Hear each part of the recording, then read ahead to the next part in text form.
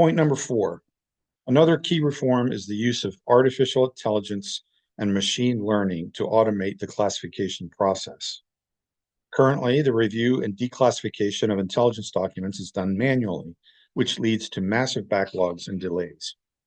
But by using AI, we could streamline the classification of non-sensitive OSINT, ensuring that important information reaches the right people at the right time.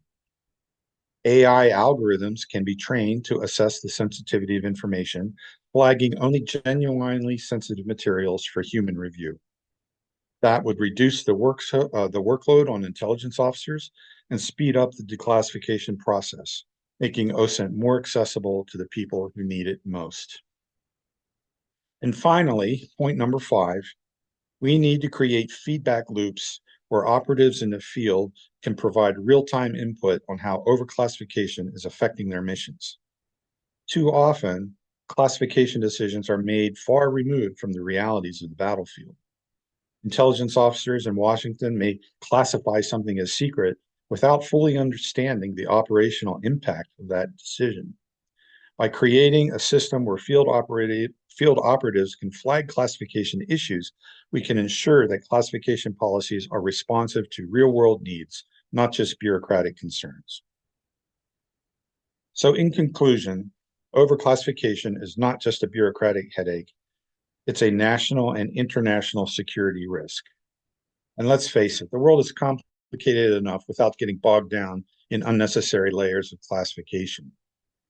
From delayed military actions to weakened diplomatic relations, the examples we've discussed here today illustrate the real-world consequences of a system that prioritizes secrecy over speed and collaboration. It doesn't have to be this way. By overhauling our classification policies, embracing a culture of transparency, and leveraging technology, we can fix this problem. We can make sure that open source information is used to its fullest potential, allowing us to act faster, collaborate better, and protect our interests more effectively. Fixing this challenge requires leadership and a willingness to embrace transparency. And it's time for the IC and policymakers to lead the charge in reforming our classification systems. By doing so, we can build a more agile, responsive, and secure intelligence apparatus, better equipped to meet the challenges of today's complex global environment. So let's stop treating OSINT like the kid at the back of the class and give it the respect it deserves. Together, we can drive the change needed to overcome the limitations of overclassification. Thank you all for your attention today. I look forward to your questions and the discussion. And I promise I won't classify my answers for your ears only.